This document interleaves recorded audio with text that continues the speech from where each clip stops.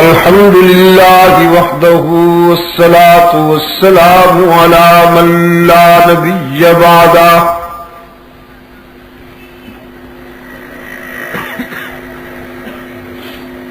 وعلى آله وأصحابه الذين أوفوا عهده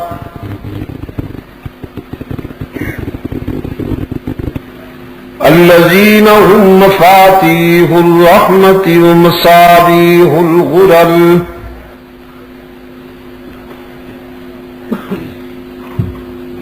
أعوذ بالله من الشيطان الرجيم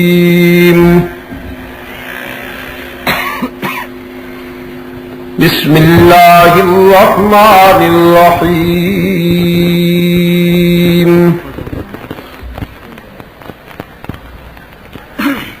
إن الله عنده علم الساعة وينزل الغيث ويعلم ما في الأرحام وما تدري نفس ماذا تكسب غدا وما تدري نفس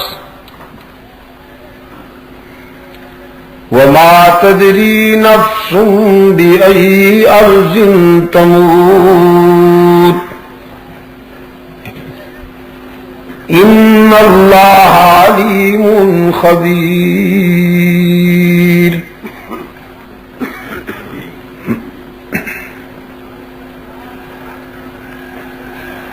وقال الله تبارك وتعالى في مقام آخر وعنده مفاتح الغيب لا يعلمها إلا هو ويعلم ما في البر والبحر وما تسقط من ورقة إلا يعلمها ولا حبة في ظلمات الأرض ولا رطب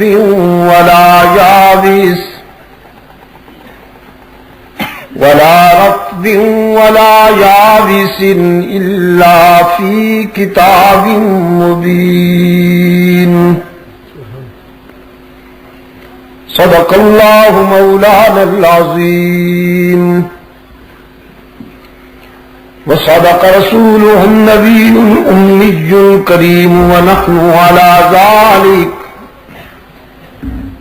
على ذلك من الشاهدين والشاكرين والحمد لله رب العالمين.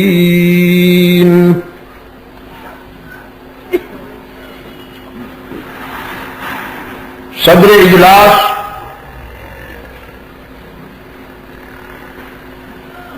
گرامی قدر علماء کرام،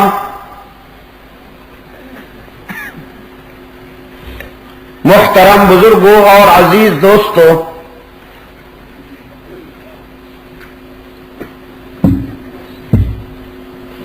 آج 14 مارچ 1986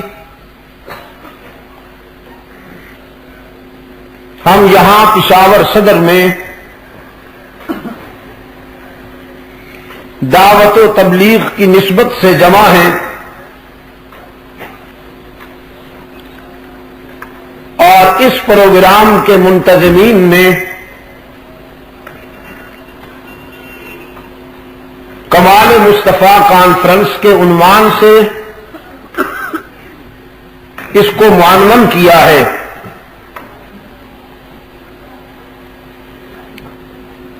اور کمالات مصطفی میں سب سے بڑا کمال اور سب سے بڑا اعجاز رحمت عالم صلی اللہ علیہ وسلم پر نازل ہونے والا وہ کلام ہے قرآن کریم کہ جس کا حسن و شباب لازوال ہے اور جو صحیح معنوں میں سیرت سرور کائنات کا انڈیکس ہے.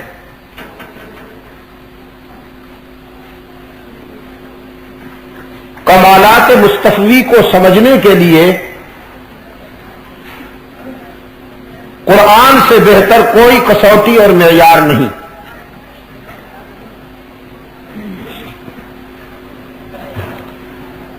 اللہ کے رسول صلی اللہ علیہ وسلم نے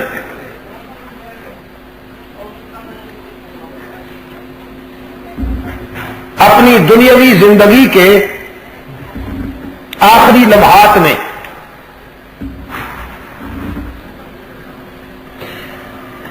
اپنی امت سے ارشاد فرمایا میں تم میں دو چیزیں چھوڑ کر جا رہا ہوں. جب تک ان دو چیزوں سے تم وابستہ رہو گے گمراہ ہونے سے بچے رہو گے.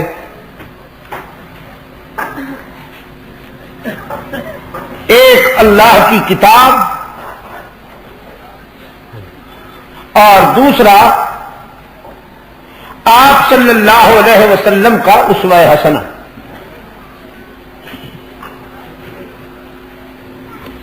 آپ صلی اللہ علیہ وسلم کا اسوہ حسنہ اور سیرت طیبہ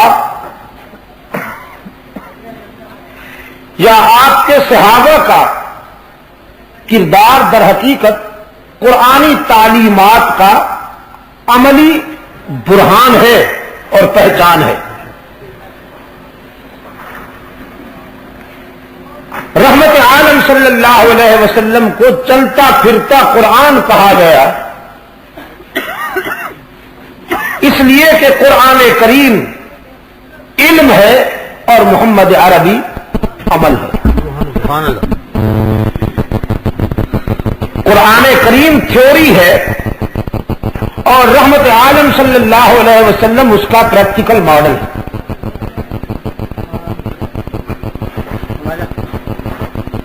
اس تمہید کے بعد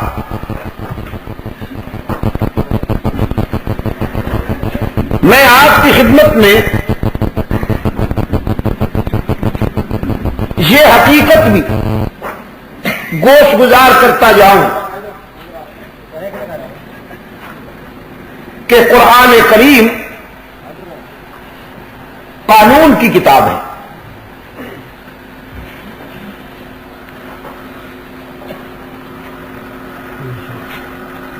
کچھ لوگوں نے اسے محض تبرک کی کتاب سمجھ لیا.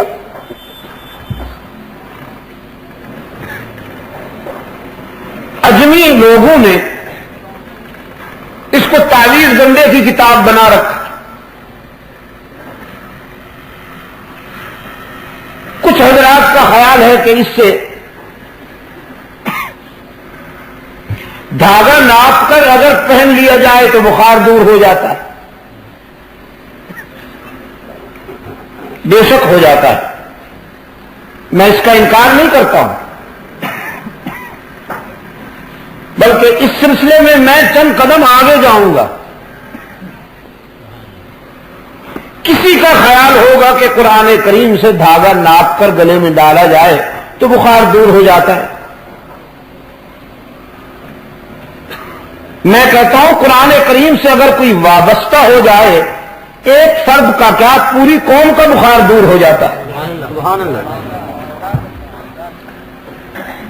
لیکن بیسیکلی قرآن کریم قانون کی کتاب ہے، کانسٹیٹیوشن بک ہے. اس کا ہر حکم قانون ہے، ہر زاویہ اور ہر کنایا قانون ہے.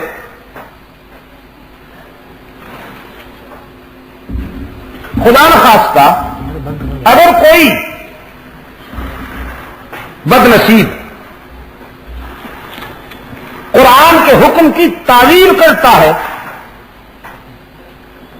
یا اس میں تحریف کرتا ہے، تبدیلی کرتا ہے، تو وہ اللہ کے قانون کا باغی ہے، اور قانون کے باغی کی سزا بڑی دردناک ہوا کرتی ہے۔ قومیں جو قانون بناتی ہیں، بندے جو قانون بناتے ہیں،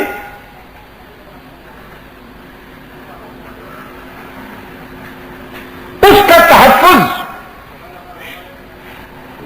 اور اس کی بالادستی کس حد تک ملحوظ رکھی جاتی ہے، یہ اہل نظر پر مخفی نہیں۔ اللہ نے جو قانون بنایا بنی نوع انسان کے لیے، اپنے آخری رسول کے ذریعے جو دستور حیات مرحمت فرمایا، اللہ کے نزدیک اس کی اہمیت کا یہ عالم ہے کہ وہ اپنے اس نافذ کردہ قانون کی حفاظت خود کرتا ہے۔ بندوں میں سے کوئی شخص چاہے وہ کتنا ہی مضبوط اور مستحکم کیوں نہ ہو، لیکن وہ یہ دعویٰ نہیں کر سکتا کہ میں اللہ کے قانون کا محافظ ہوں، قرآن کریم کا محافظ ہوں۔ اللہ نے خود ذمہ داری لی ہے اس قانون کی حفاظت کرنے کی، اور در حقیقت سرکار دو عالم صلی اللہ علیہ وسلم کے انقلاب رحمت کا تحفظ بھی اسی میں ہے کہ قرآن محفوظ رہے۔ قرآن کا محفوظ ہونا گویا سیرت سرور کائنات کا محفوظ ہونا ہے۔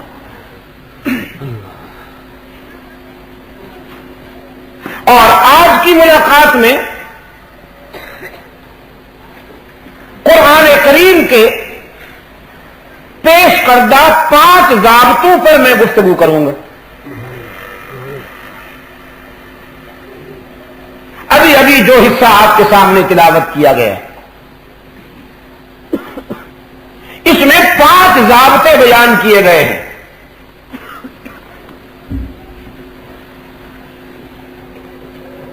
فرمایا ان اللہ عندہ علم الساعۃ، ایک وَيُنَزِّلُ الْغَيْثَ،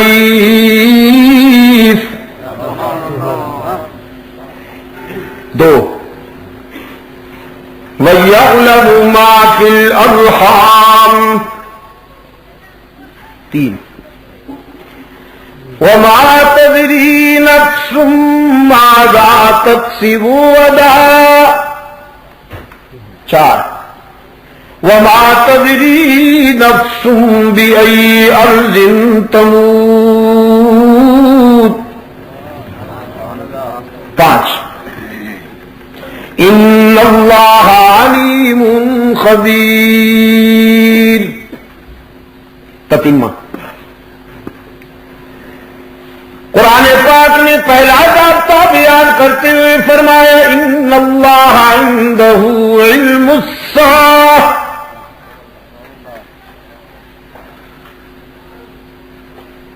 بالیقین انا کی تاکید کے ساتھ قرآن کریم نے دعویٰ کیا قیامت کس گھڑی واقع ہوگی، یہ علم اللہ نے بندوں میں سے کسی کو نہیں بتایا، یہ راز بھی اپنے پاس رکھا، کسی عالم کو بھی نہیں بتایا، کسی سالک کو بھی نہیں بتایا، کسی صوفی کو بھی نہیں بتایا، کسی عارف کو بھی نہیں بتایا، کسی صحابی کو بھی نہیں بتایا، نبی کو بھی نہیں بتایا، رسول کو بھی نہیں بتایا، ان اللہ عنده علم الساعة بالیقین، اللہ ہی کے پاس ہے قیامت کے واقع ہونے کا علم۔ علامات بتا دی، البتہ نشانیاں بتا دی، رسول اکرم صلی اللہ علیہ وسلم کی زبان سے قرب قیامت کی علامات بتا دی۔ سرخ آندھیاں چلیں گی، ایک عالمگیر اضطراب بنی نوع انسان پر چھا جائے گا، غریب جھوپڑے میں، امیر محلات میں بے قرار ہوگا، دوستی میں وفا نہیں رہے گی، نسوانیت میں حیا نہیں رہے گی، جوانی میں شرم اور غیرت نہیں رہے گی، بڑھاپے میں خوف خدا نہیں رہے گا، تجارت میں دیانت نہیں رہے گی، اور اب تو تجارت لوٹ مار میں بدل گئی، تجارت بیچاری رہی کہاں۔ 100 میں 10 کا نفع تو سمجھ میں آتا تھا، لیکن 10 پر 100 کا نفع کس کی سمجھ میں آئے؟ تجارت تو وہ ہوا کرتی تھی کہ جو اللہ کے ذکر سے محروم نہ کر دے۔ لا تلہکم اموالکم ولا اولادکم عن ذکر اللہ۔ اہل نظر تجارت دماغ سے کیا کرتے تھے، دل میں اس کی یاد بستی تھی، اور اب ہم دماغ سے اس کو یاد کرتے ہیں، دل میں دولت کی محبت نے ڈیرے لگا رکھے ہیں۔ راتوں رات امیر کبیر بننے کی ہوس نے انسان کو درندہ بنا کے چھوڑ دیا۔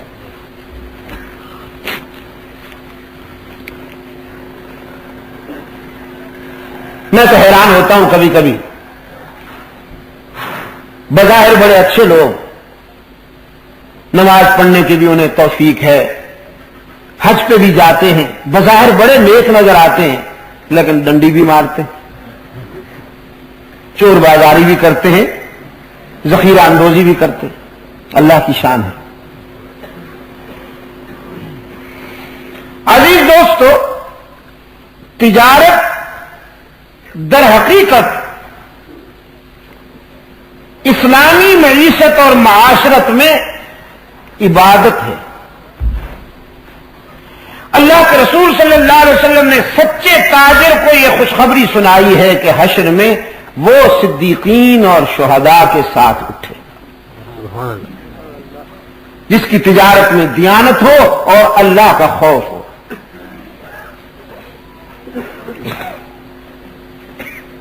لیکن آج جو صورتحال ہمارے سامنے ہے، اللہ ہمارے حال پہ رحم فرمائے۔ تو یہ قرب قیامت کی علامات میں سے ہے کہ تجارت سے دیانت رخصت ہو جائے گی، زلزلے آئیں گے، دھرتی کبھی کبھی کانپ کانپ کر اولاد آدم کو اشارے کرے گی، کاشن دے گی کہ تیری بدعمالیاں قابل برداشت نہیں رہی، اب تو اس قابل نہیں ہے کہ میں تجھے اپنی پشت پر برداشت کروں۔ پچھلے دنوں کراچی کانپ رہی تھی، پڑھتے ہوں گے آپ اخبارات میں۔ انہی دنوں میرا جانا ہوا تو بہت سے دوست جمع ہوئے، کہنے لگے جی دعا فرمائیے کہ زلزلے کم ہو جائیں، ختم ہو جائیں۔ تو میں نے ان سے درخواست کی کہ ہم بھی کچھ بدلنے کے لیے تیار ہیں، یا فطرت کے ضابطوں کو بدلنے کی آرزو رکھتے ہیں؟ فطرت اپنے ضابطے نہیں بدلا کرتی، اگر ہم نہیں بدلیں گے تو فطرت کے ضابطے لاگو ہوں گے، ان سے بچنا ممکن نہیں۔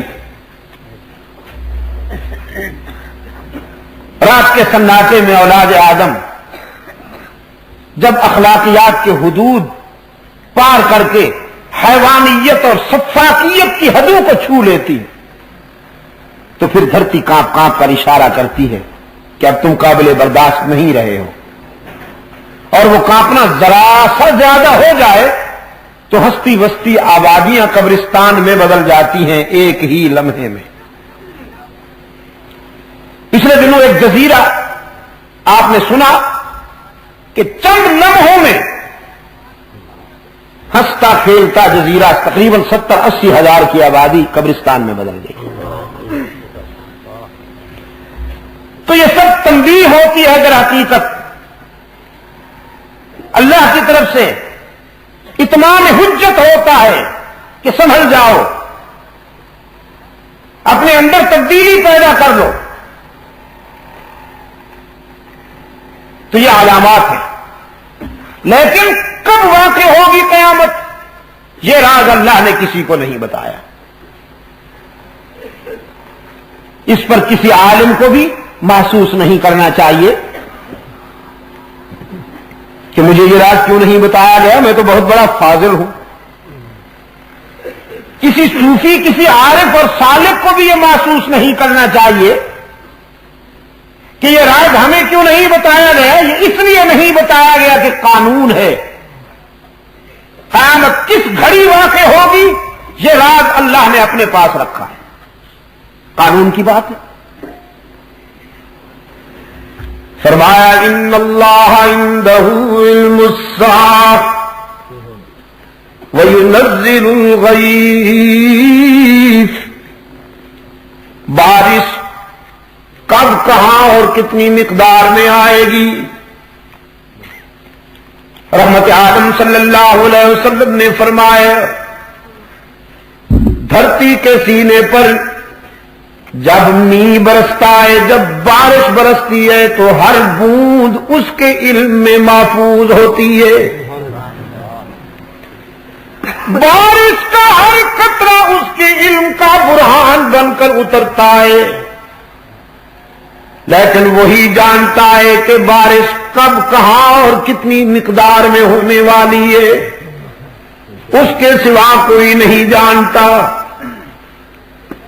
وَيَعْلَمُ مَا فِي الْأَرْحَامِ، شکم مادر میں ہونے والا بچہ پیدا ہو کر کیا بنے گا، خوش نصیب ہوگا کہ بد نصیب، تونگر بنے گا کہ گداگر، عالم بنے گا کہ ان پڑھ، نمک حلال ہوگا کہ نمک حرام، وفادار بنے گا کہ غدار، سنگ دل ہوگا کہ رحم دل، ہدایت پر چلے گا کہ ضلالت پر، مشرک ہوگا کہ موحد، مجاہد بنے گا کہ مجاور، یکجائی ہوگا کہ ہرجائی، کوئی نہیں جانتا۔ وَيَعْلَمُ مَا فِي الْأَرْحَامِ، شکم مادر میں بچے کے مقدر کو بھی اس کے سوا کوئی نہیں جانتا۔ فرمایا ما تدری نفس ماذا تکسب غدا، اور یہ بھی کوئی نہیں جانتا کہ کل کسی کے ہاتھوں سے کیا ہونے والا ہے۔ عالم ما کان وما یکون بھی وہی ہے۔ انسان اپنے لیے بہتر سوچتا ہے، تدبیر کرتا ہے، لیکن تقدیر کے فیصلے اس کی مشیت کے مطابق ہوا کرتے ہیں۔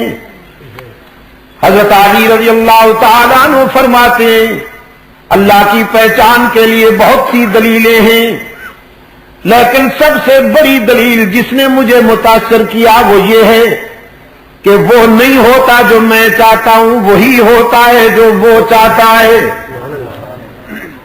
میں نے اپنے عزائم اور اپنے ارادوں کی ناکامی پر اپنے اللہ کو پہچانا ہے۔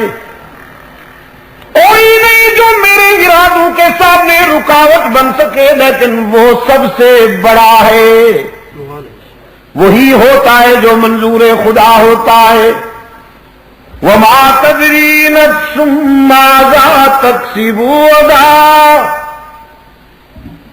کل کیا ہونے والا ہے فرش والوں میں سے کوئی نہیں جانتا. کون جانتا ہے پشاور والوں؟ اللہ. کون جانتا ہے؟ اللہ. سردی کا اثر تو نہیں ہے؟ ہاں تو پھر ذرا ضمیر کی گہرائیوں سے جواب دیجئے، معدے سے نہیں ضمیر سے. کل کیا ہونے والا ہے کون جانتا ہے؟ جزاک اللہ. اب اکیلے میں تو نہیں نا، ساری بیماریوں کا علاج کا ٹھیکہ میں نے تو نہیں لے رکھا، کچھ حصہ آپ کا بھی شامل ہونا چاہیے. کل کیا ہونے والا ہے کون جانتا ہے؟ اللہ ہی. بنو نجد کے علاقہ میں بنو سلیم کی آبادی مختلف قبائل کے عنوان سے رہتی ہے. سرکار دو عالم صلی اللہ علیہ وسلم کی خدمت میں ایک وفد آیا. کہا گیا اللہ کے رسول ہم چاہتے ہیں کہ ہمیں ہدایت نصیب ہو، اسلام کی دعوت و تبلیغ عام کرنے کے لیے آپ مبلغین کا ایک وفد بھیجیے، یعنی تبلیغی جماعت بھیجیے. اور اسی علاقہ نجد میں بنو سلیم کی آبادی میں ایک بدبخت رہتا ہے عامر بن طفیل، 80-85 سال کا بوڑھا، لیکن شوخی کا یہ عالم کہ سرکار دو عالم صلی اللہ علیہ وسلم کو اس نے دھمکی بھیجی. کہنے لگا دو صورتیں ہیں، ایک صورت یہ ہے کہ مجھ سے سلو کر لو، دوسری صورت یہ ہے کہ پھر میرے غیظ و غضب کا سامنا کرنے کے لیے تیار ہو جاؤ. سلو کی شرط یہ رکھی کہ دیہاتوں میں آپ کا حکم چلے، شہروں میں میرا حکم چلے. وہ دیہاتوں میں آپ کی بادشاہت ہو اور شہروں میں میری بادشاہت ہو. دوسرا یہ کہ آپ مجھے اپنا ولی عہد نامزد کر دیں. 80-85 سال کا بوڑھا ولی عہد بننا چاہتا ہے. سرکار دو عالم صلی اللہ علیہ وسلم نے فرمایا، اس کو جواب دیا عامر بن طفیل کو کہ بدبخت تو نے مجھے سمجھا ہی نہیں. میں یہاں ملکیتوں کے بٹوارے کرنے کے لیے نہیں آیا اور نہ میں آمدنیوں کے تخصص کے لیے آیا ہوں، میں تو اللہ کی دھرتی پہ اس کا حکم نافذ کرنے کے لیے آیا. حکومت الہیہ کا قیام میرا اصل ہدف ہے. میں تو مظلوموں کے کھوئے ہوئے حقوق بحال کرنے کے لیے آیا ہوں، کمزوروں کے آنسو پوچھنے کے لیے آیا ہوں اور ظالم کا ہاتھ روکنے کے لیے آیا ہوں. اور تم تو مجھ سے یوں بات کر رہے ہو جیسے بادشاہی تقسیم کرنا چاہتے ہو. رہا تیرا غیظ و غضب تو خود کیا اور تیرا غیظ و غضب کیا. بولو براج کا مجسمہ تو کر کیا سکتا ہے، کسی کا کیا بگاڑ سکتا ہے. تو اس نے سازش کی، فرزندان اسلام کو نقصان پہنچانے کے لیے اس نے یہ حربہ استعمال کیا کہ ایک وقت بھیجا سرکار دو عالم صلی اللہ علیہ وسلم کی خدمت میں، دوستی کے عنوان سے دشمنی کی. انہوں نے اللہ کے رسول صلی اللہ علیہ وسلم کی خدمت میں درخواست کی کہ آپ ایک جماعت ہمارے ہاں بھیجیے جو اسلام کی دعوت و تبلیغ کا کام کرے تاکہ لوگوں کو ہدایت نصیب ہو. انسان کی ہدایت کے لیے بے قرار رحمت عالم صلی اللہ علیہ وسلم نے فوراً ایک تبلیغی وفد ترتیب دیا. پشاور کے دوستوں میں کہا کرتا ہوں، کوئی باپ اپنے بیٹے کی تعمیر و ترقی میں اتنا بے قرار نہیں ہوگا جتنا رحمت عالم صلی اللہ علیہ وسلم انسان کی ہدایت میں بے قرار. حضور اکرم صلی اللہ علیہ وسلم چاہتے ہیں کہ کوئی ایک بھی ابن آدم جہنم میں چلے جائیں۔ اسی حوالے سے آپ سے پوچھتا ہوں، کیا یہ صحیح نہیں ہے؟ سرکار دو عالم صلی اللہ علیہ وسلم کی شفقت، سرکار دو عالم صلی اللہ علیہ وسلم کی رحمت کا یہ تقاضا نہیں کہ سب کے سب جنت میں چلے جائیں، پوری انسانیت جنت میں چلی جائے، لیکن رحمت عالم صلی اللہ علیہ وسلم کا سگا چچا جہنم کا ایندھن بنا۔ قرآن کریم نے اعلان کر دیا، اس کی زندگی میں اعلان کر دیا، تبت یدا ابی لہب وتب۔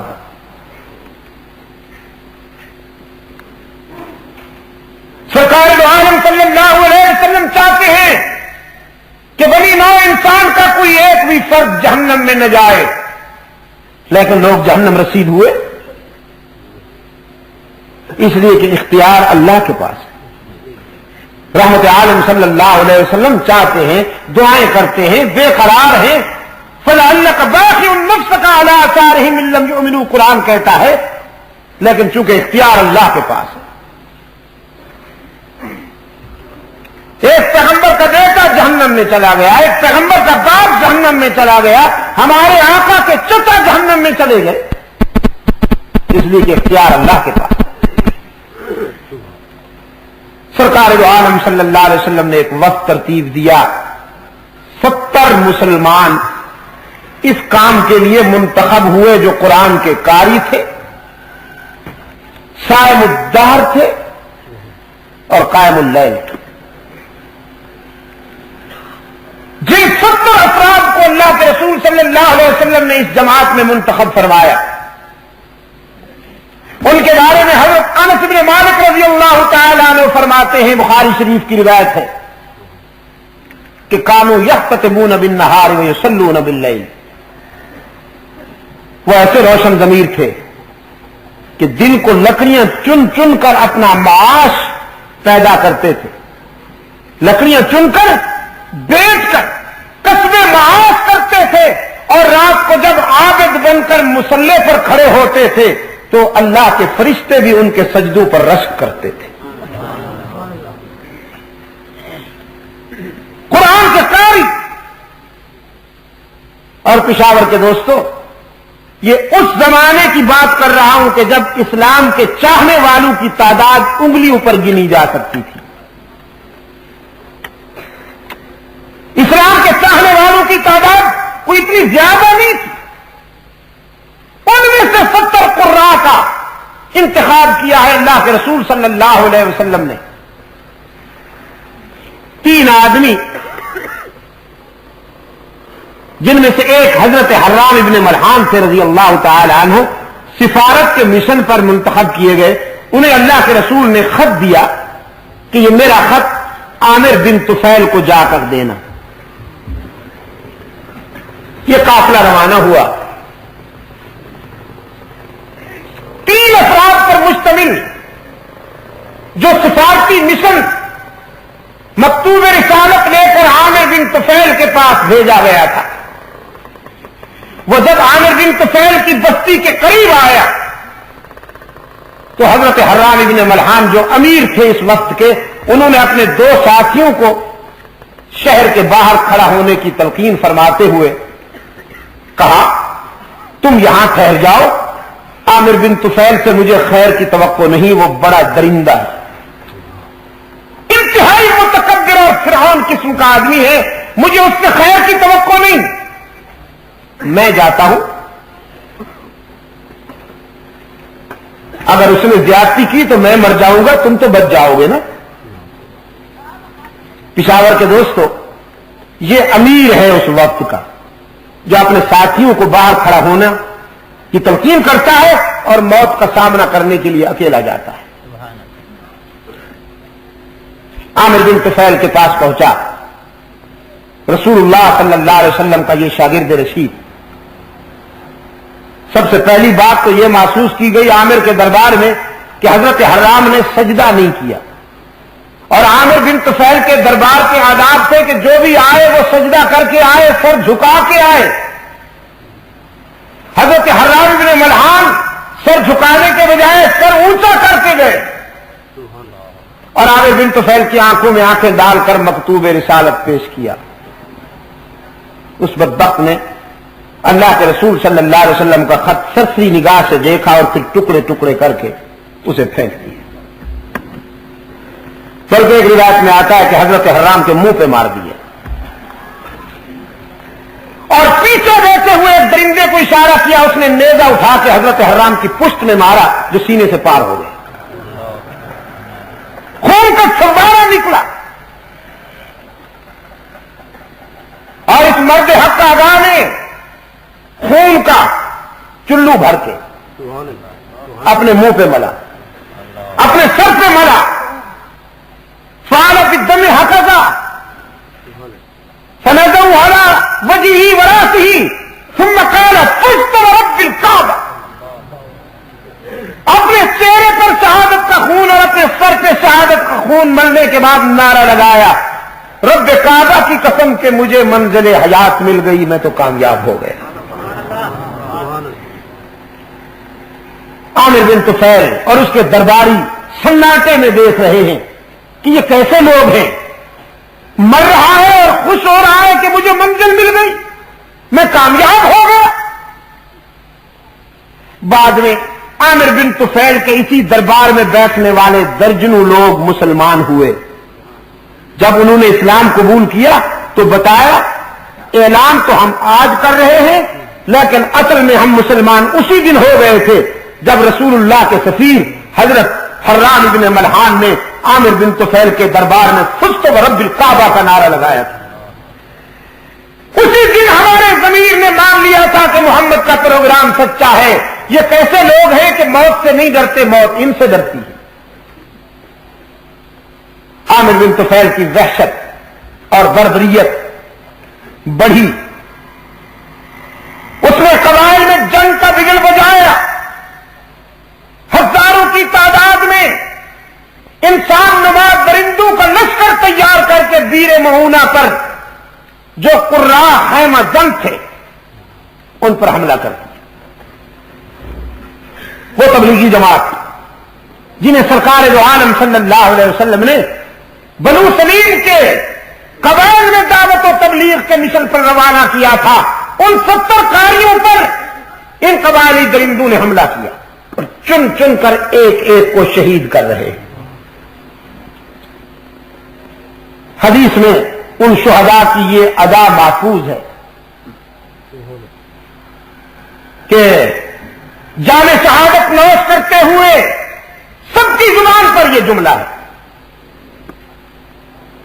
اور حضرت انس بن مالک رضی اللہ تعالیٰ نے فرماتے ہیں قرآنی آیات کے علاوہ صحابہ کرام میں ایک عرصے تک سب سے زیادہ جو عبارت پڑھی جاتی اور دہرائی جاتی رہی وہ یہی تھی جو بیر معونہ کے شہداء کی زبان سے بلند ہوئی. اور وہ عبارت کیا ہے؟ فرمایا بلغوا عنا قومنا,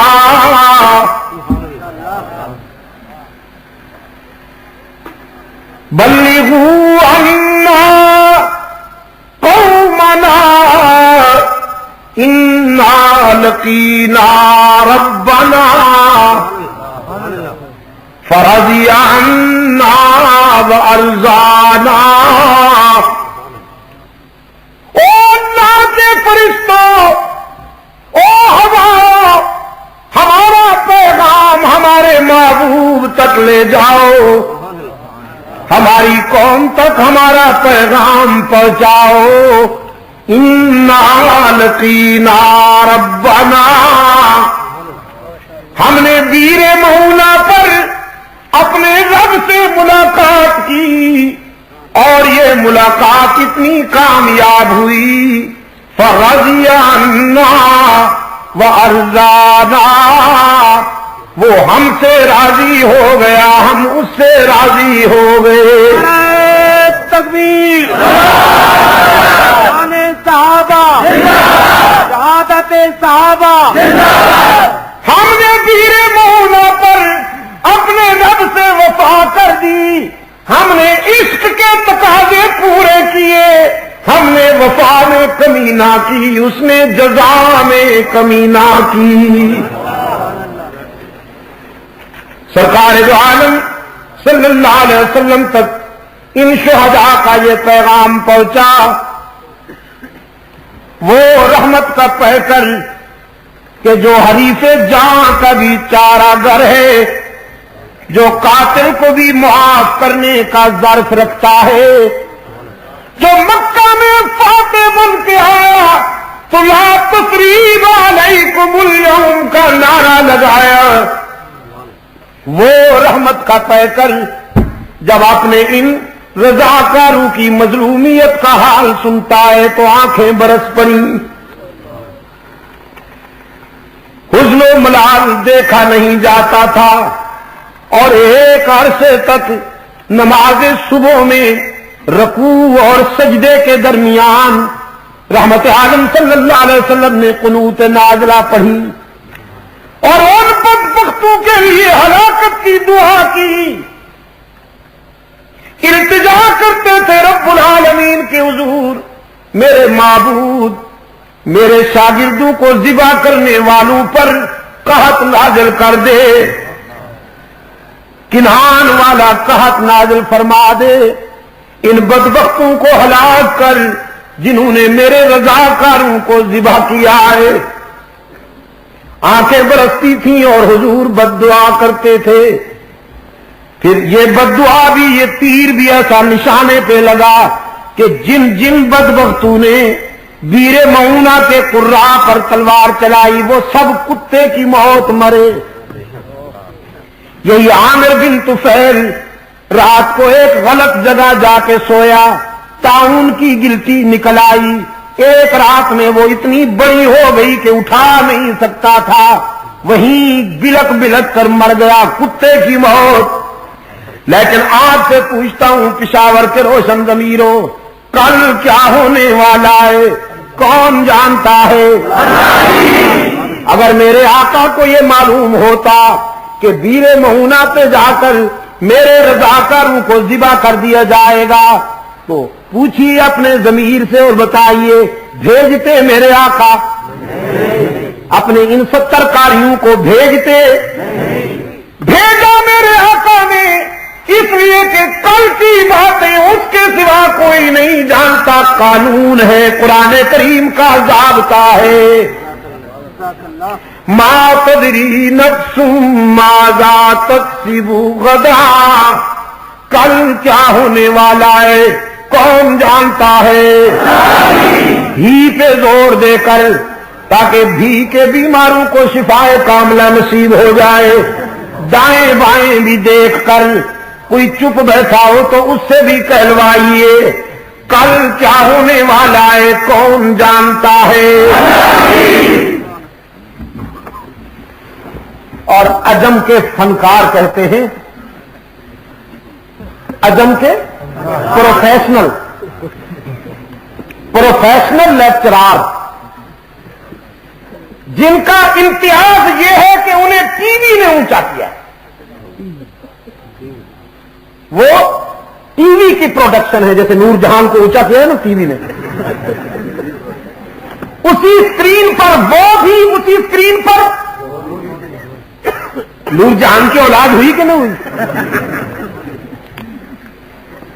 میرے عزیز دوستو، میں کہتا ہوں کوئی باضمیر عالم دین قرآن کا سچا عاشق کبھی قرآن کو ٹی وی کی اسکرین پر تبدیل نہیں کرے گا، مر جائے گا، لیکن اس غلط اور گندی جگہ پر قرآن بیان نہیں کرے گا۔ نعرہ تکبیر! جہاں سے گانے بیان ہو، جہاں سے خلافت بیان ہو، میں آپ سے پوچھتا ہوں آپ پسند کریں گے بیت الخلاء میں قرآن پڑھنا؟ کون باضمیر ہے جو بیت الخلاء میں قرآن پڑھے؟ ٹی وی بیت الخلاء سے بھی زیادہ پلید ہے، آپ سمجھے گے نہیں؟ یہ پروفیشنل فنکار یہ کہتے ہیں جی اللہ نے قرآن میں سب کچھ بیان کر دیا ہے، اور چونکہ حضور قرآن کے حامل ہیں، قرآن حضور پہ نازل ہوا تو آپ عالم غیب ہیں، سب کچھ جانتے ہیں۔ اب جو آگے جاہل بیٹھے ہوتے ہیں ہی کرنے والے،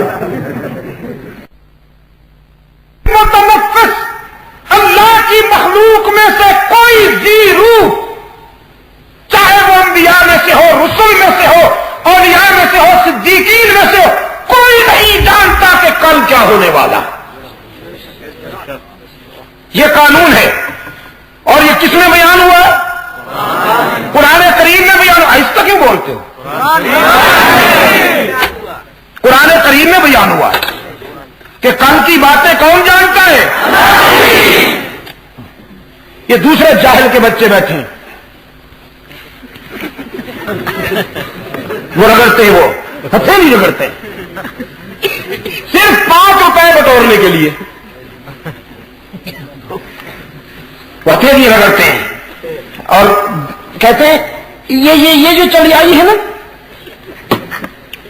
یہ اگر تھوڑی سی لمبی ہوتی تو بادشاہ بن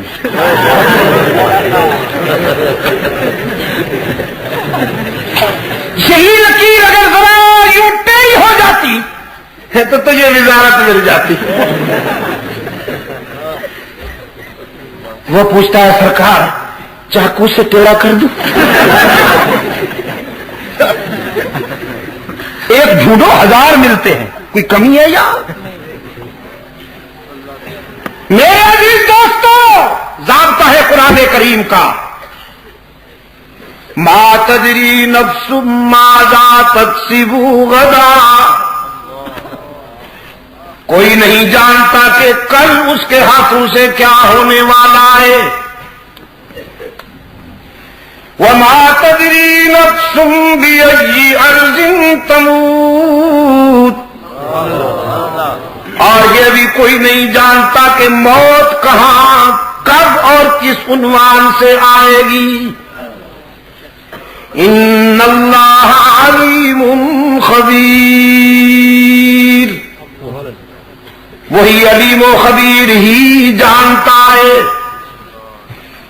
اسی مفہوم کو قرآن کریم میں ایک اور مقام پر بیان کیا گیا، فرمایا وَعِندَهُ مَفَاتِحُ الْغَيْبِ، وَعِندَهُ مَفَاتِحُ الْغَيْبِ لَا يَعْلَمُهَا إِلَّا هُوَ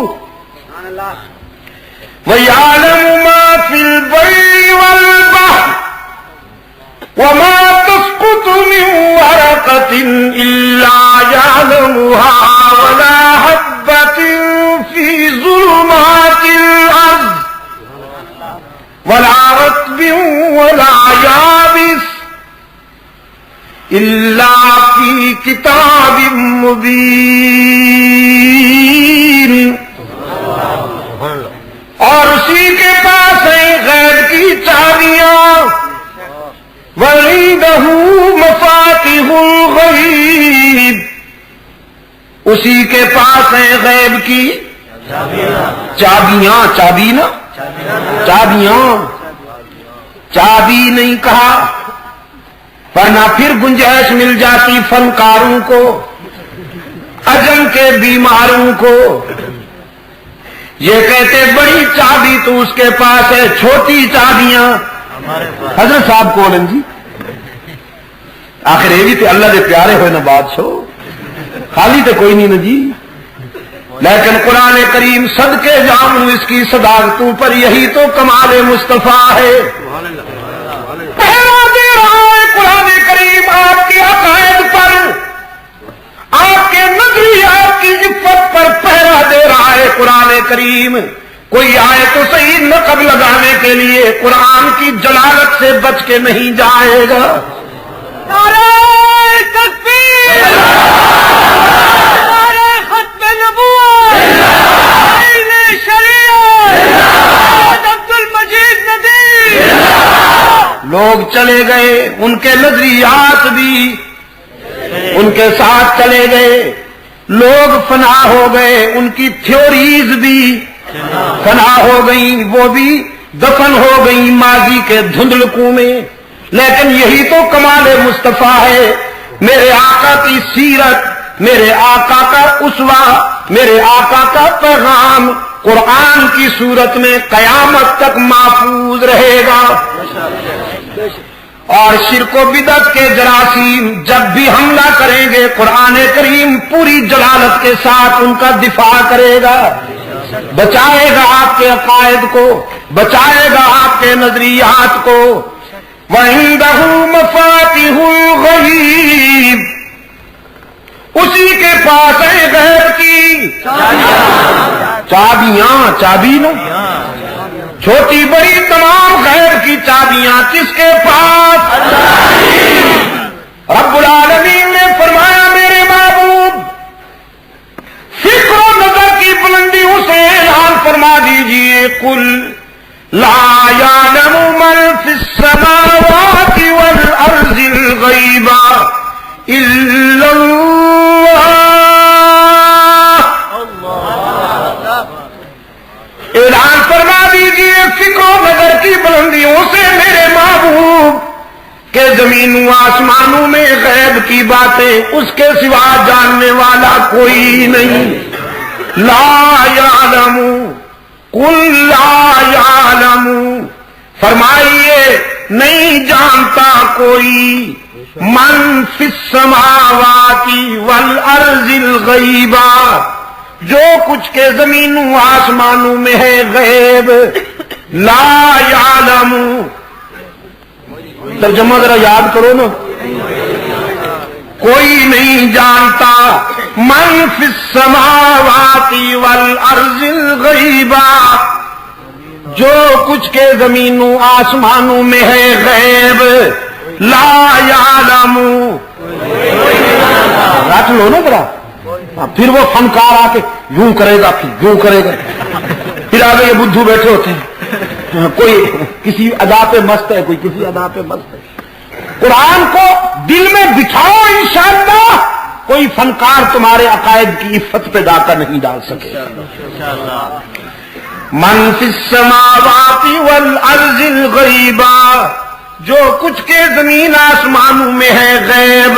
لا یعلم کوئی نہیں جانتا الا اللہ مگر اللہ ہی. مگر ہی پہ پشاور والوں کو تو زور دینا چاہیے. پنجاب والوں سے اگر میں کہلواتا پھروں تو کوئی بات سمجھ میں بھی آتی ہے، لیکن آپ کو اللہ نے بڑی توفیق دی ہے. آپ کو ہی کی ایسی ضرب لگائیں کہ بھی کی کھڑکیاں بند ہو جائیں بلکہ ٹوٹ ہی جائیں. زمین و آسمانوں میں غیب کی باتیں کوئی نہیں جانتا مگر وَعِندَهُ مَفَاتِحُ الْغَيْبِ اسی کے پاس ہے غیب کی چابیاں. لا یعلمها الا هو کوئی نہیں جانتا مگر اللہ ہی. وَيَعْلَمُ مَا فِي الْبَرِّ وَالْبَحْرِ اور وہی جانتا ہے جو کچھ کے صحراؤں میں ہے دریاؤں میں، جو کچھ کے خشکی میں ہے تر میں، جو کچھ کے بر میں ہے بحر میں. وَمَا تَسْقُطُ مِن وَرَقَةٍ إِلَّا يَعْلَمُهَا اس کے علم کی وسعت کا یہ عالم کہ ساری کائنات کے درختوں سے جب پتے جھڑتے ہیں قرآن کہتا ہے کوئی ایک بھی پتا ایسا نہیں جو اس کے علم سے باہر ہو.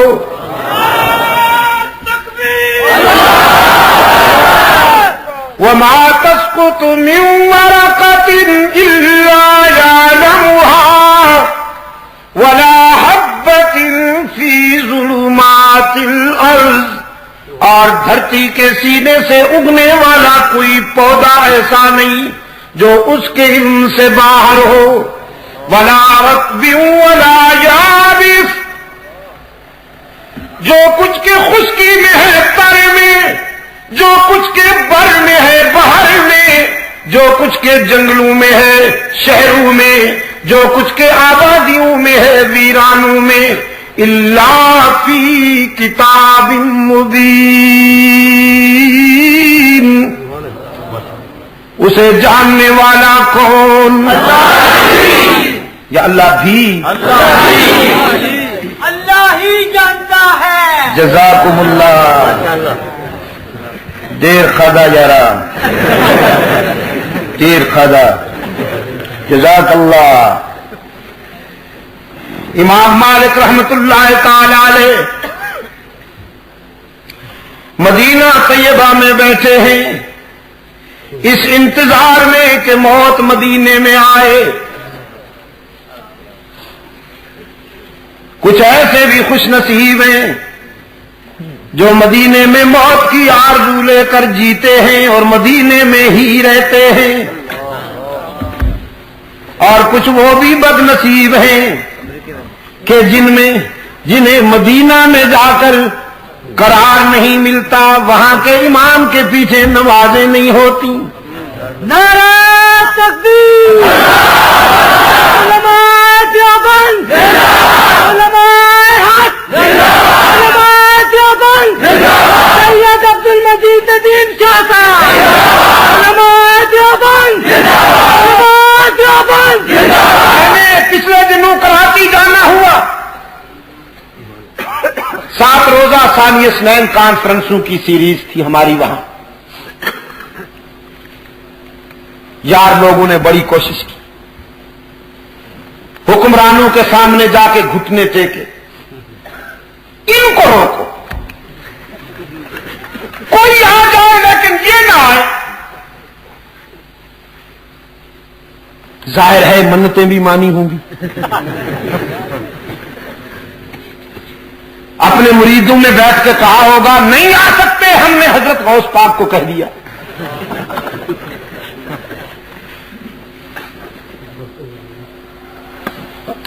اللہ نے پہنچا دیا ہمیں، اور میں نے کہا کہ اللہ کے فضل و کرم کے ساتھ سید عبد القادر گیلانی رحمت اللہ تعالی علیہ کے رضاکار تو ہم ہیں، ان سے اللہ کے فضل و کرم سے ہمیں نسبت ہے، کیونکہ ہم نے ان کے نام کو ایکسپلائٹ نہیں کیا، ہم نے ان کے نام پر گیارہویں نہیں پی، ہم نے بزرگوں کے نام پر منڈیاں نہیں لگائی، دکانیں نہیں کھولی، ہم تو ان کے مشن اور ان کے کاج کو لیے ہوئے پوری دنیا میں گھوم رہے ہیں، اور جب تک جیئیں گے ان اللہ والوں کا پیغام اللہ کے بندوں تک پہنچائیں گے۔ اور وہ پیغام کیا ہے کہ اس کے سوا کوئی مسجود نہیں، اس کے سوا کوئی معبود، اس کے سوا کوئی ہر جگہ موجود، اس کے سوا کوئی علام الغیوب نہیں۔ اللہ کے فضل و کرم کے ساتھ 7 کانفرنسیں ہوئیں کراچی میں، جہاں اجازت مل گئی دوستوں کو سبحان اللہ، اور جہاں اجازت نہیں ملی وہاں ہم نے اللہ سے اجازت لینی۔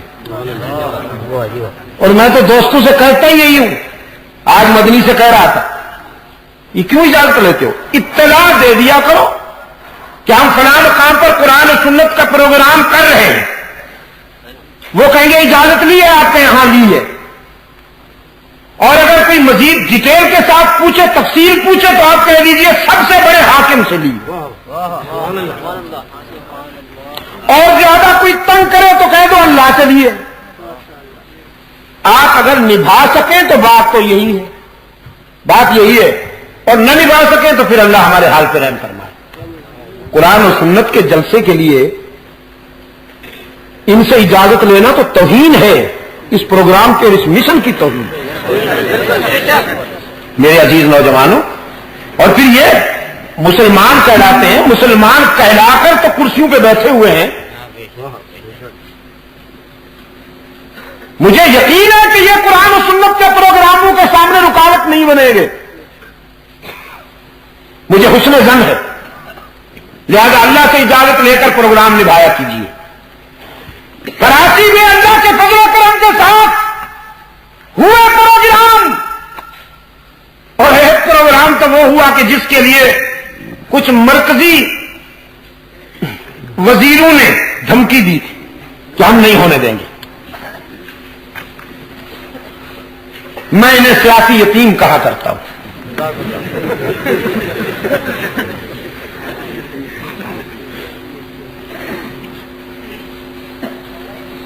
انہوں نے پورا زور لگایا دوستو، جو کچھ کر سکتے تھے پورا زور لگایا،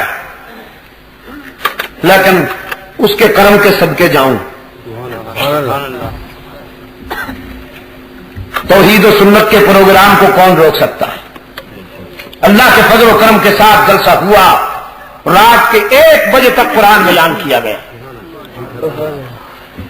اور جب 70-80 ہزار کا سیلاب امڑ آیا اور کوئی نظر نہیں آتا تھا، جدھر بھی سنو اللہ اور اللہ ہی کی آوازیں بلند ہوتی تھی۔ نعرہ تکبیر، خاتم الانبیاء دیوبند۔ میرے عزیز دوستو، امام مالک رحمت اللہ علیہ ان خوش نصیبوں میں سے ہیں کہ جنہیں مدینہ میں موت کی آرزو تھی، اللہ انہیں بھی شفائے کاملہ عطا فرمائے، جنہیں مدینہ سے نکال دیا گیا ہے۔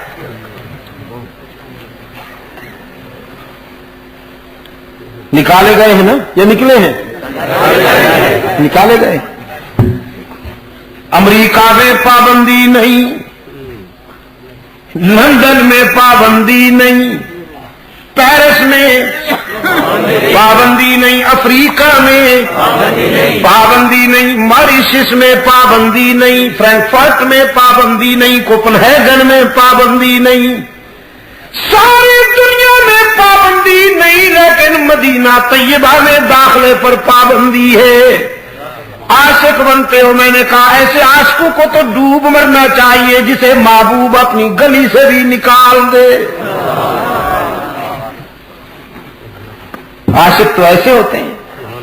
نانوتوی فرماتے ہیں امیدیں لاکھ ہیں لیکن بڑی امید ہے یہ، امیدیں لاکھ ہیں لیکن بڑی امید ہے یہ کہ ہو سگانے مدینہ میں میرا نام شمار، جیوں تو ساتھ سگانے حرم کے تیرے پھروں، جیوں تو ساتھ سگانے حرم کے تیرے پھروں، اور مروں تو کھائے مدینہ کے مجھ کو مرغ اور مار۔ اللہ آپ کو مدینہ لے جائے، جنت البقیع میں جائیں گے تو یہی درویش سوئے ہوئے نظر آئیں گے۔ کسی طرف سے عبدالغفور مدنی کی قبر ہوگی، جنت البقیع میں محمد زکریا سو رہے ہیں، لیکن وہاں جھنڈیاں نہیں لہراتی، جھنڈیاں وہاں نہیں لہراتی، نہ کوئی یتیم بیٹھا ہوا ہے مست کلندر، سب کچھ اندر۔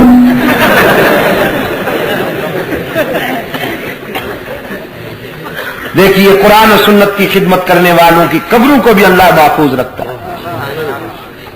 ابھی پچھلے دنوں جب ہم دہلی گئے ہوئے تھے، یہ حضرت صاحب بھی گواہ ہیں، دیکھیے پوچھ لیجئے ان سے، قبرستان مہندیاں گئے، بڑے صغیر میں علم و حکمت کے آفتاب و ماہتاب سوئے ہوئے تھے۔ یہ قبر تھی شاہ عبد الرحیم کی، ان کے ساتھ شاہ ولی اللہ ان کے فرزند، ان کے پہلو میں شاہ عبد القادر، ان کے ساتھ شاہ رفیع الدین، ان کے ساتھ شاہ عبد العزیز محدث دہلوی، ان کے قدموں میں شاہ عمر بن اسماعیل شہید، اس طرف مومن خان مومن، ادھر مولانا حفظ الرحمان سہاروی، اور بس وہاں جا کر پھر خاص کیفیت میں بے ساختہ میری زبان سے قرآن کی تلاوت جاری ہوئی۔ پتہ نہیں کتنی دیر تک رکت تاری رہی، میں خود بھی روتا رہا، میرے رفقا بھی روتے رہے۔ وہاں پر شرک و بدعت کا کوئی نام و نشان نظر نہیں آئے۔ اس قبرستان کے ساتھ ایک مسجد ہے، وہاں پر قرآن پڑھایا جا رہا ہے اور رحمت عالم صلی اللہ علیہ وسلم کی حدیث پڑھائی جا رہی ہے۔ ہم نے حضرت خواجہ قطب الدین بختیار کاکی رحمت اللہ علیہ کی قبر پر وہاں حاضری دی، اس درویش کی قبر کو بھی ہم نے شرک و بدعت سے محفوظ پایا۔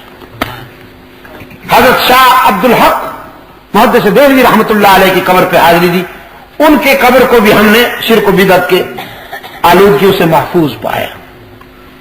اور مولانا محمد الیاس رحمت اللہ تعالی علیہ بستی نظام الدین میں، اور ان کے پہلو میں سوئے ہوئے ان کے فرزند مولانا محمد یوسف، اللہ اکبر، کل من علیہا فان ویبقى وجہ ربک ذو الجلال والاکرام، وہی سمجھ میں آتا ہے۔ چھوٹی سی قبریں، مٹی ڈلی ہوئی کچی سی چھوٹی چھوٹی سی قبریں نظر بھی نہیں آتی, غور سے دیکھنا پڑتا ہے.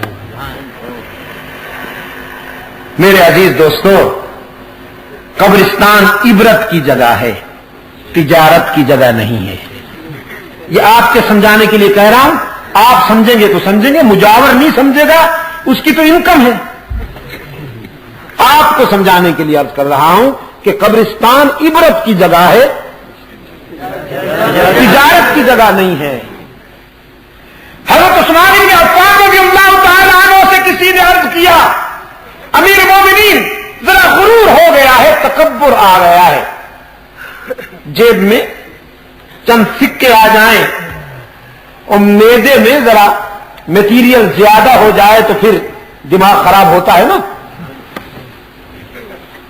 وہ نوجوان حضرت عثمان ابن عفان سے کہنے لگا کوئی وظیفہ بتائیے اللہ کی یاد آئے اور موت یاد آئے.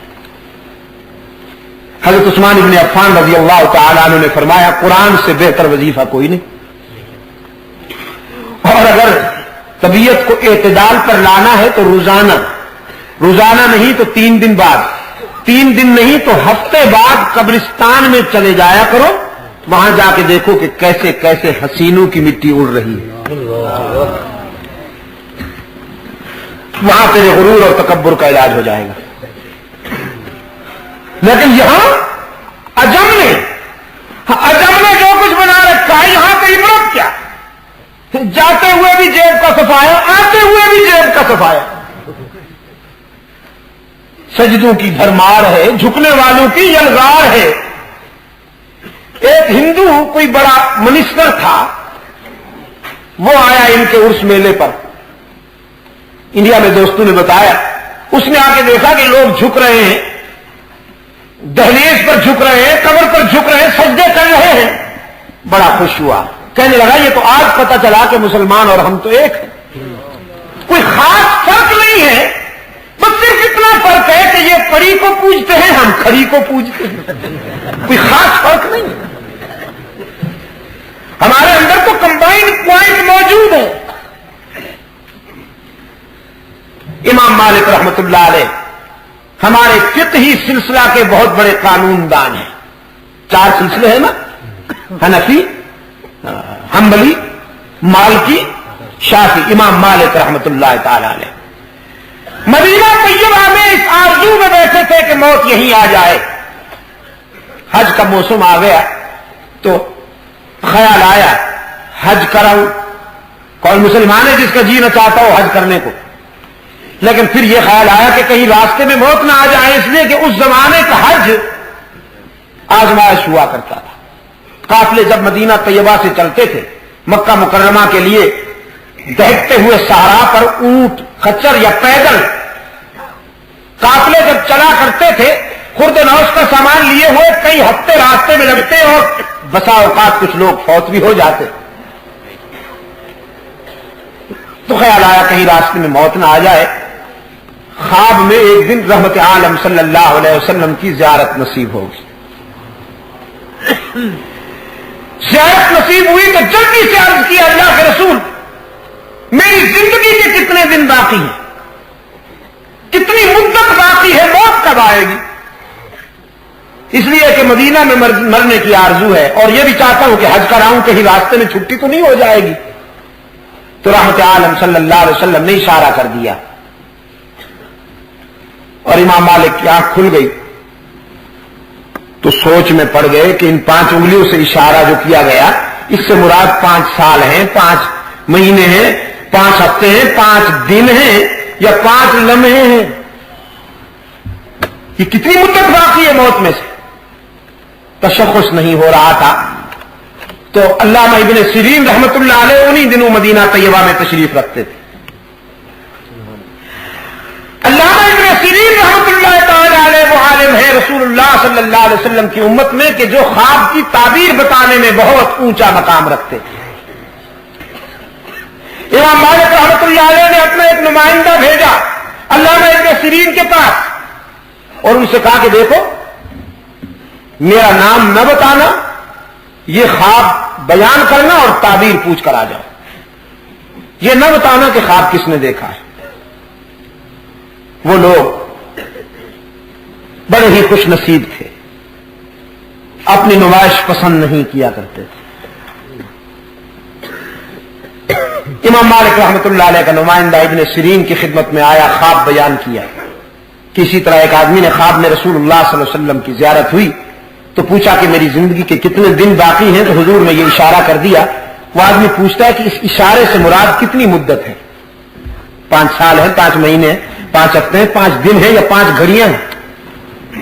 ابن سیرین رحمۃ اللہ علیہ فرمانے لگے یہ خواب کسی معمولی آدمی کا تو نہیں ہو سکتا، علم و تقوی اور فراست و بصیرت کے کسی بہت بڑے تاجدار کا ہی خواب ہو سکتا ہے، اور اس وقت مدینہ طیبہ میں امام مالک سے بڑا صاحب علم تو ہے کوئی نہیں، تو یہ خواب کہیں انہی کا تو نہیں؟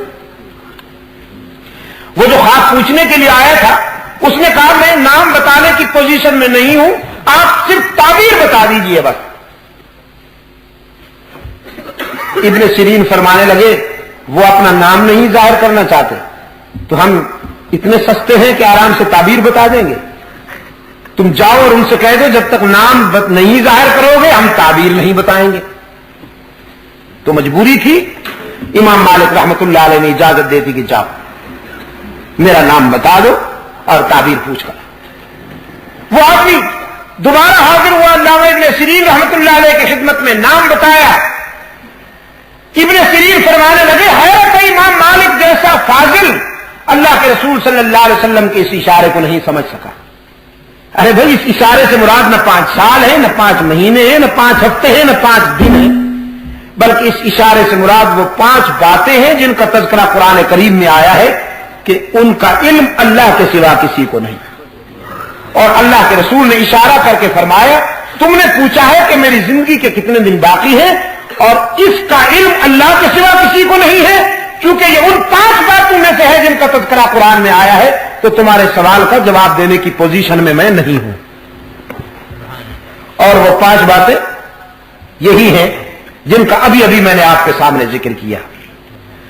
فرمایا ان اللہ عندہ علم الساعہ، قیامت کس گھڑی واقع ہوگی کون جانتا ہے؟ بارش کب کہاں اور کتنی مقدار میں آئے گی کون جانتا ہے؟ اللہ ہی جانتا ہے۔ ہاں وہ اپنے محبوب کے اٹھے ہوئے ہاتھوں کی لاج تو رکھ لیتا ہے، یہ تو ایمان ہے ہمارا الحمدللہ۔ مدینہ طیبہ میں خطبہ جمعہ کے دوران ایک مسلمان نے کھڑے ہو کے عرض کیا اللہ کے رسول ایک عرصہ سے بارش نہیں ہوئی صلی اللہ علیہ وسلم، قحط سالی ہے، پینے کے لیے مویشیوں کو پانی تک میسر نہیں، باران رحمت کی دعا کیجیے۔ سرکار دو عالم صلی اللہ علیہ وسلم نے دعا کے ہاتھ بلند کیے، فرمایا اللہم انزل علینا الغیث برحمتک وفضلک الہ العالمین۔ مدینے والے بارش مانگتے ہیں، میں سفارش کرتا ہوں باران رحمت عطا کیجیے۔ رب العالمین نے بادلوں کو حکم دے دیا جلدی پہنچو مدینے کے آسمان پر، میرے محبوب نے بارش کی طلب میں ہاتھ اٹھا رکھے ہیں، اور میری رحمت کا تقاضا ہے کہ یہ ہاتھ چہرہ انور پر نہ پھرنے پائیں کہ بارش کی بوندیں پہلے پہنچ جائیں۔ سرکار دو عالم صلی اللہ علیہ وسلم کی دعا جاری ہے۔ صحابہ کرام فرماتے ہیں ابھی دعا جاری تھی کہ بارش کی بوندیں مسجد نبوی کی چھت سے ٹپک ٹپک کر رحمت عالم صلی اللہ علیہ وسلم کے چہرہ انور پہ آ گئیں۔ اور آپ سوچ رہے ہوں گے چھت سے ٹپک پڑی بارش کی بوندیں، ٹوٹی ہوئی تھی چھت، لینٹر کریک تھا۔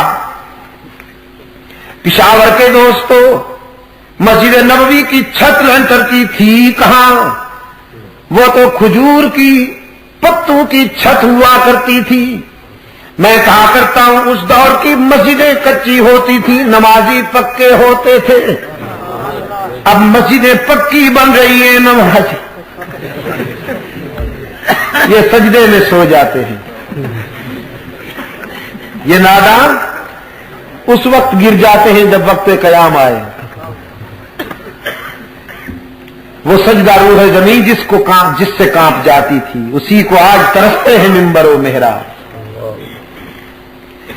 اب تو اکھاڑے بن گئے، مسجدیں کہاں رہیں. اب تو ایک دوسرے کی قوت آزمائی جاتی ہے، چودراہٹ آزمائی جاتی ہے. میرے عزیز دوستو، بارش شروع ہوئی اور حکم ہوا رب العالمین کی طرف سے، جن ہاتھوں نے بارش مانگی تھی، جو بارش کی طلب میں بلند ہوئے تھے، جب تک بارش روکنے کے لیے وہی ہاتھ بلند نہ ہو، نہیں رکنی چاہیے، برستی رہے اس وقت تک.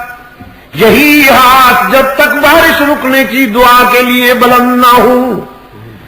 چنانچہ جمعہ بارش، سنیچر بارش، اتوار پیر منگل بدھ جمعرات بارش، بوندا باندی، میٹھے میٹھے موتی برستے رہے، کبھی مدھم کبھی تیز.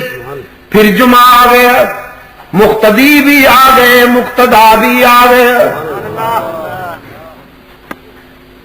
نمازی بھی آ گئے، خطیب اور امام بھی آ گیا، پروانے بھی جمع ہو گئے، شمع بھی جل اٹھی، سپاہی بھی آ گئے، کمانڈر ان چیف بھی آ گئے، شاگرد بھی آ گئے، استاد بھی آ گیا، ستارے بھی چمک اٹھے، چاند بھی روشن ہو گیا.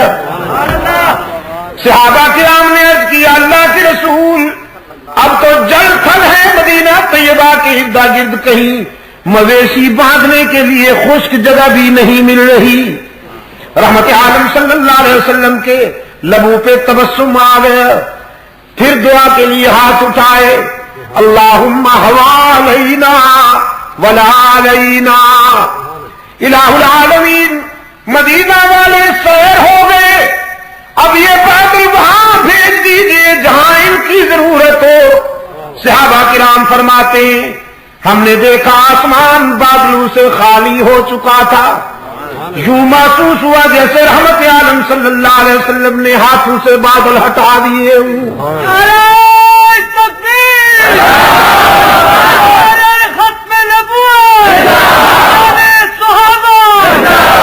یہ تو ہمارا ایمان ہے الحمدللہ.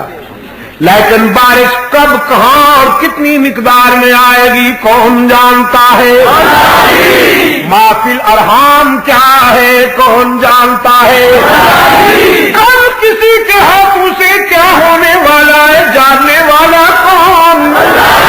موت کب، کہاں اور کس عنوان سے آئے گی جاننے والا کون. علام الغیوب کون، کار ساز و دستگیر کون، حاجت روا و مشکل کشا کون.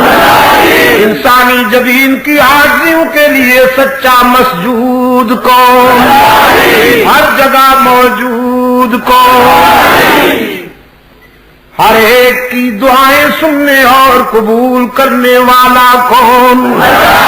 پشاور کے روشن ضمیروں، نذرانہ لیے بغیر راضی ہو جانے والا کون. خطا کاروں کے آنسو پوچھنے والا کون. تانا دیے بغیر معاف کر دینے والا کون. کچھ نہ لے کر سب کچھ دینے والا کون. میں کہا کرتا ہوں، باقی جہاں جاؤ گے لوٹے جاؤ گے، باقی جہاں جاؤ گے لوٹے جاؤ گے. یار لوگوں نے دکانیں سجا رکھی ہیں، زلفیں بڑھا رکھی ہیں، چادریں اوڑھ رکھی ہیں، بن ٹھن کے بیٹھے ہیں، مرید کو قدموں پہ جھکاتے ہیں اور کہتے ہیں کچھ لے کے آؤ گے تو کچھ لے کے جاؤ گے، خالی ہاتھ آؤ گے تو خالی ہاتھ جاؤ گے. لیکن وہی ارحم الراحمین ہے جس کی بارگاہ رحمت سے صدا آتی ہے، کچھ نہ لے کے آؤ سب کچھ لے کے جاؤ، خالی ہاتھ آؤ دامن بھر کے جاؤ. کسی گردی نصیر کے پاس بھی جاؤ گے تو وہ بھی تانا ضرور دے گا، اتنا عرصہ ہو گیا نہیں آئے، تمہیں دیکھنے کے لیے بے قرار تھا۔ حالانکہ دیکھنے کے لیے بے قرار نہیں، نظر آنے کے لیے بے قرار۔ یہ تو مستقل بزنس ہے میرے مدنی، بتا رہے تھے نا آپ آج، پہلے مرید بناتے ہیں پھر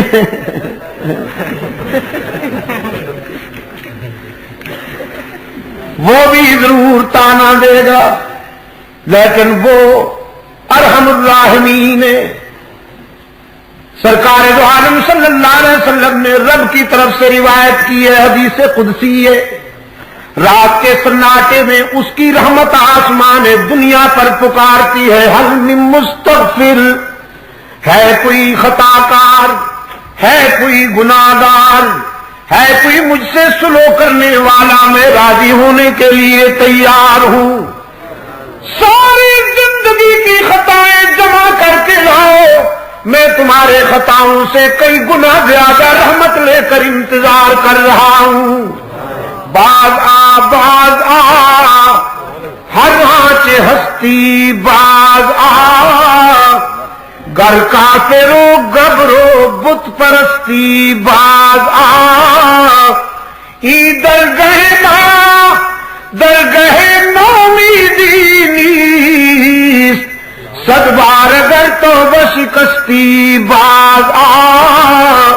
او خطا کار، اگر 100 مرتبہ توبہ کر کے توڑ دی ہے، نبھا نہیں سکا تو مایوس ہونے کی کوئی بات نہیں، ایک مرتبہ پھر میرے در پہ آ کے دیکھ، جبین نیاز جھکا کے دیکھ، لا تیأسوا من روح اللہ، لا تقنطوا من رحمت اللہ، جبین نیاز جھکا کے دیکھ، طلب کا دامن پھیلا کے دیکھ، ندامت کے اشک بہا کے دیکھ، میرے لطف و کرم کو آزما کے دیکھ، تیرے آنے میں دیر ہوگی، میرے راضی ہونے میں دیر نہیں ہوگی۔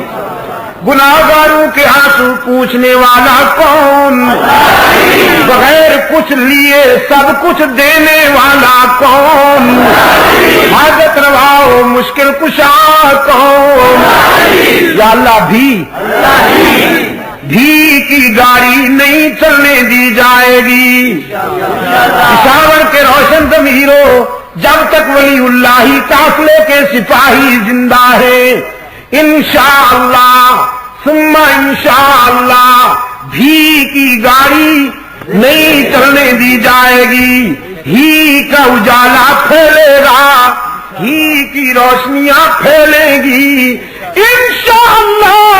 شاہ ولی اللہ کے قافلے کا ہر سپاہی اپنی زندگی کا یہ مشن سمجھتا ہے، جب تک زندہ ہے توحید میں شرک کی ملاوٹ نہیں ہونے دیں گے، سنتوں میں بدعتوں کی ملاوٹ نہیں ہونے دیں گے، دین عربی میں عجمی رسوم کے جراثیم کو شامل نہیں ہونے دیں گے انشاءاللہ۔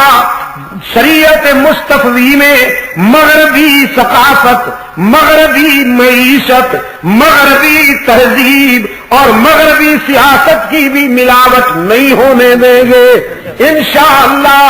جب تک جیئیں گے توحید و سنت کا پرچم اونچا رکھا جائے گا، اور زندگی رہی تو کل یہاں سے بات شروع ہوگی، ہاں اسی جگہ پر۔ بڑے عجیب لوگ ہو۔ میں جب یہاں پہنچا، اصل میں آپ کو جلدی چھٹی دے رہا ہوں تاکہ کل آپ جلدی سے پہنچے اور تازہ دم ہو کے آئیں۔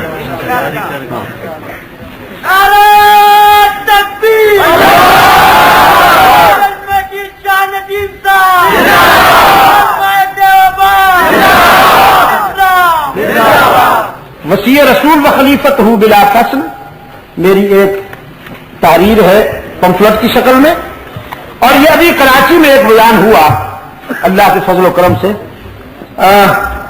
یار لوگوں کے حلقے میں، اور دل کی بات ہو گئی جو اللہ نے چاہا۔ یہ میں اپنے دوستوں کو خاص طور پر کہوں گا کہ اس کو لے کر پھیلائیں، انشاءاللہ بہت سی بیماریوں کا علاج ہے یہ۔ خاص کیفیت میں یہ بیان ہو گیا.